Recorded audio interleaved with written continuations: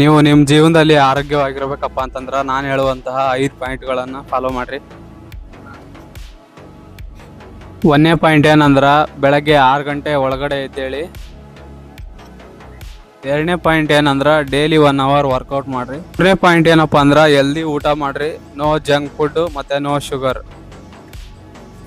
4ನೇ ಪಾಯಿಂಟ್ ಏನಂದ್ರ ಡೈಲಿ 2 ರಿಂದ 3 ಲೀಟರ್ ನೀರು ಕುಡಿರಿ ಮತ್ತು ಡೈಲಿ 10,000 ಸ್ಟೆಪ್ಸನ್ನು ಕಂಪ್ಲೀಟ್ ಮಾಡಿರಿ.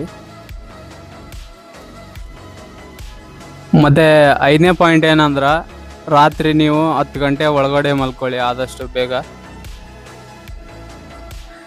ಈ 5 ಪಾಯಿಂಟ್ಸ್ಗಳನ್ನು ನೀವು ಫಾಲೋ ಮಾಡಿರಿ. ಇದೇ ಥರ ನಿಮಗೆ ಟಿಪ್ಸ್ ಬೇಕಾಗಿತ್ತಪ್ಪ ಅಂತಂದ್ರೆ ನನ್ನ ಅಕೌಂಟ್ನ ಫಾಲೋ ಮಾಡಿ.